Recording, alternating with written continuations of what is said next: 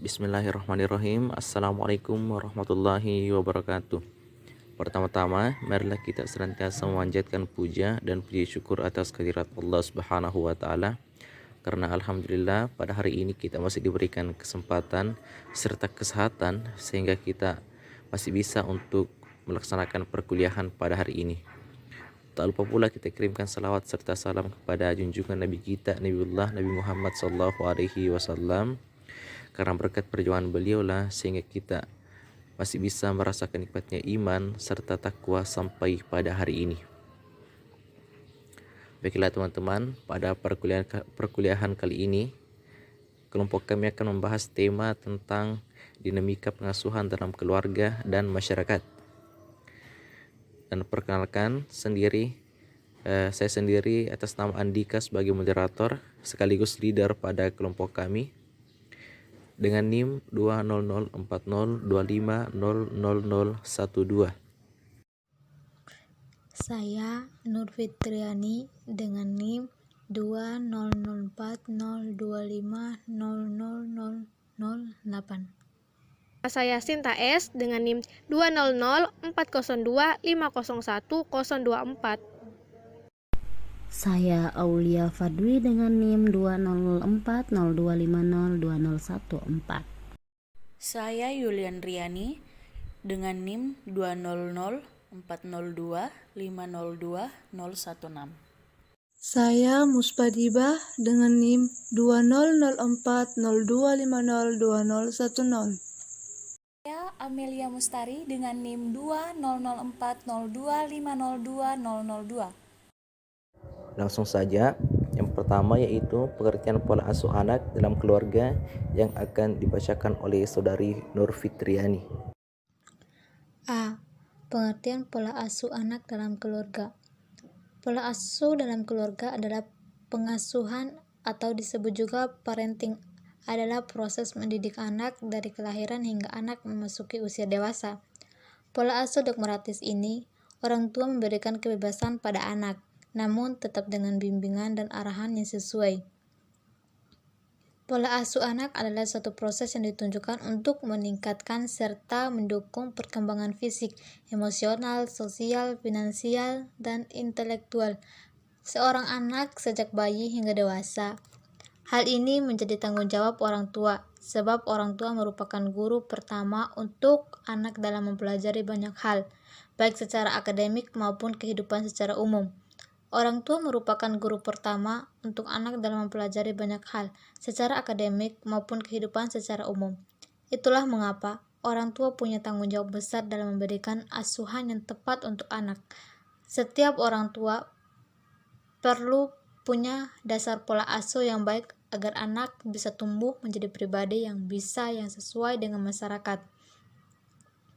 Pola asuh adalah pola pengasuhan orang tua terhadap anak, yaitu bagaimana orang tua memperlakukan anak, mendidik, membimbing, dan mendisiplinkan serta melindungi anak dalam mencapai proses kedewasaan sampai dengan membentuk perilaku anak sesuai dengan normal dan nilai yang baik dan sesuai dengan kehidupan masyarakat.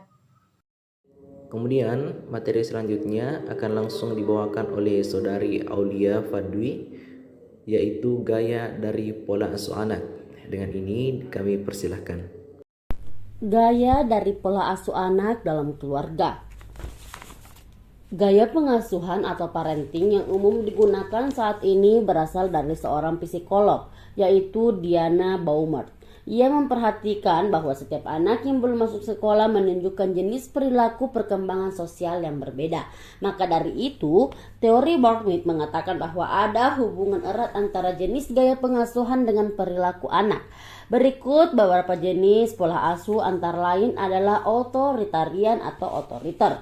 Ini merupakan gaya pengasuhan orang tua yang mengharapkan agar anak patuh dengan segala perintah tanpa ada pengecualian atau pertanyaan apapun. Lalu, orang tua juga mengendalikan anak melalui kedisiplinan yang cukup ketat, hingga hukuman apabila peraturan yang sudah dibuat tidak diikuti. Ciri-ciri pola asuh otoriter atau otoritarian adalah tidak responsif dengan kebutuhan anak, mempunyai aturan yang sangat ketat, dan mempunyai ekspektasi tinggi agar anak berperilaku baik. Sehingga contoh, ketika anak mempertanyakan mengenai peraturan yang sudah dibuat, Anda akan menjawab, pokoknya ini peraturan-peraturan dari ayah yang harus diikuti. Tidak ada negosiasi antara orang tua dengan anak mengenai peraturan tersebut.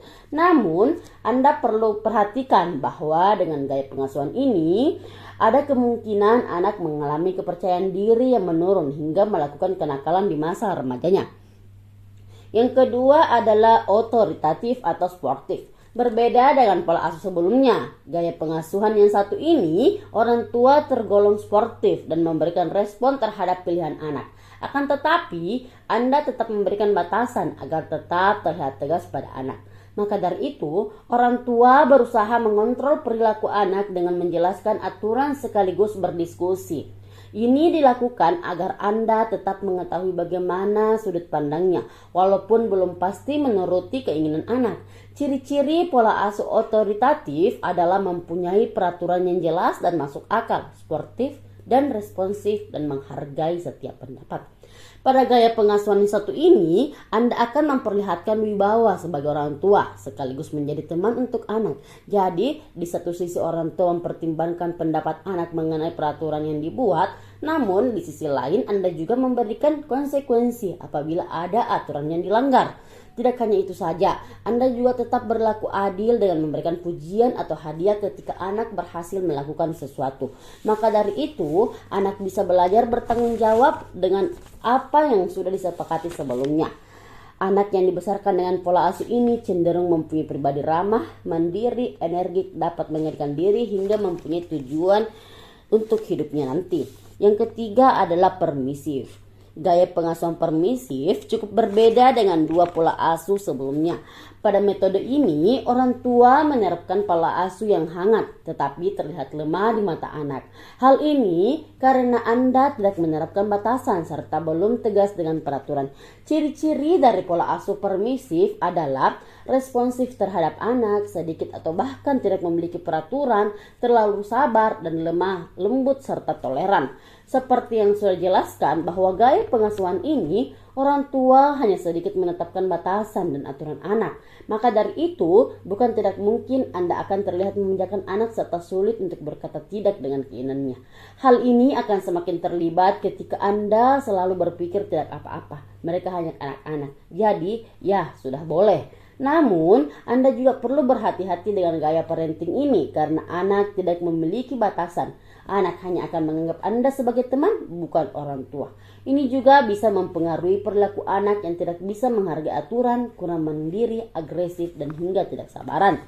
Selanjutnya, uninvolved atau tidak peduli. Gaya pengasuhan ini, orang tua yang memberikan sedikit dukungan emosional kepada anak. Tidak hanya itu saja, orang tua juga bisa dikatakan gagal untuk mengajarkan standar perilaku di kehidupan sosial.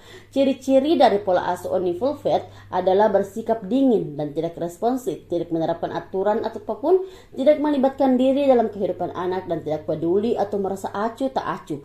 Sebagai contoh, Anda tidak pernah menanyakan pekerjaan rumah atau apa saja yang dilakukan anak di sekolah. Bahkan, Anda hanya sedikit meluangkan waktu untuk anak. Jadi bisa dikatakan pada gaya pengasuhan ini orang tua tidak banyak tahu mengenai karakter anak. Lalu anak juga tidak mendapatkan perhatian, pedoman serta bimbingan. Hal ini bisa jadi karena Anda mengharapkan anak bisa belajar mengenai kehidupan dengan sendirinya. Maka dari itu ada kemungkinan ini bisa mengakibatkan terjadinya masalah kepercayaan diri serta kurangnya kebahagiaan pada seorang anak. Selanjutnya, fungsi keluarga dalam pola asuh anak yang akan langsung dibawakan oleh saudari Yuli Andriani. Dengan ini kami persilahkan. Adapun fungsi keluarga dalam pola asuh anak, yang pertama, fungsi biologis, yaitu keluarga menjadi tempat untuk memenuhi kebutuhan dasar seperti pangan, sandang, dan papan. Kedua, fungsi pendidikan. Keluarga diajak untuk mengkondisikan kehidupan keluarga sebagai institusi pendidikan. Ketiga, fungsi religius. Para orang tua dituntut untuk mengenalkan, membimbing, memberi teladan, dan melibatkan seluruh keluarga untuk mengenal agama. Keempat, fungsi perlindungan, yaitu keluarga adalah untuk menjaga dan memelihara anak dan anggota keluarga dari tindakan negatif. Masih dalam materi fungsi keluarga dalam pola asuh anak yang akan langsung saja dilanjutkan oleh saudari Amelia Mustari. Dengan ini kami persilahkan. Fungsi keluarga dalam pola asuh anak. Yang pertama, fungsi sosialisasi. Para orang tua dituntut untuk mempersiapkan anak untuk menjadi anggota masyarakat yang baik, kalau tidak mau disebut warga negara kelas 1. Kedua, fungsi kasih sayang. Keluarga harus dapat menjalankan tugasnya menjadi lembaga interaksi dalam ikatan batin yang kuat antara anggotanya. Ketiga, fungsi ekonomis. Fungsi ini menunjukkan bahwa keluarga merupakan kesatuan ekonomis. Aktivitas dalam fungsi ekonomis berkaitan dengan pencarian nafkah. Yang keempat, fungsi rekreatif.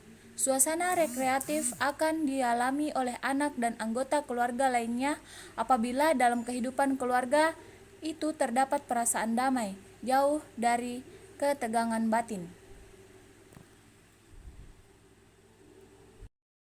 Fungsi keluarga dalam pembentukan kepribadian dalam mendidik anak di rumah bisa juga dikelompokkan menjadi beberapa peran keluarga dalam pengasuhan anak. Di antaranya, pertama, sebagai pengalaman pertama masa kanak-kanak. Kedua, menjamin kehidupan emosional anak. Ketiga, menanamkan dasar pendidikan moral anak. Keempat, memberikan dasar pendidikan sosial. Kelima, meletakkan dasar-dasar pendidikan agama. Dan keenam, bertanggung jawab dalam memotivasi dan mendorong keberhasilan anak. Selanjutnya, model pengasuhan anak dalam keluarga dan masyarakat yang akan langsung dibacakan oleh saudari Sinta. Dengan ini kami persilahkan. Perkembangan anak hingga menuju dewasa merupakan rentang kehidupan yang terkait satu dengan lainnya. Anak merupakan masa yang paling mendasar dan penting dalam membentuk masa selanjutnya. Anak adalah masa yang dimulai setelah melewati masa bayi yang penuh ketergantungan. Kira-kira usia 2 tahun sampai saat anak matang secara seksual. Kira-kira 13 tahun untuk wanita dan 14 tahun untuk pria. Perkembangan anak tidak selamanya baik, sehingga anak terpaksa mengalami permasalahan yang disebut delinquen. Seorang anak digolongkan anak delinquen apabila tampak padanya kecenderungan-kecenderungan antisosial yang demikian memuncaknya, sehingga yang berwajib terpaksa mengambil tindakan terhadapnya, dalam arti menahannya dan mengasingkannya. Model pengasuhan adalah perlakuan keluarga yang dilakukan terus-menerus sehingga akan membentuk pola pengasuhan keluarga. Ada beberapa gaya atau model pengasuhan terhadap anak menurut beberapa ahli. Kemudian yang terakhir yaitu macam-macam model pengasuhan yang akan langsung saja disampaikan oleh saudari Muspadibah. Dengan ini kami persilahkan.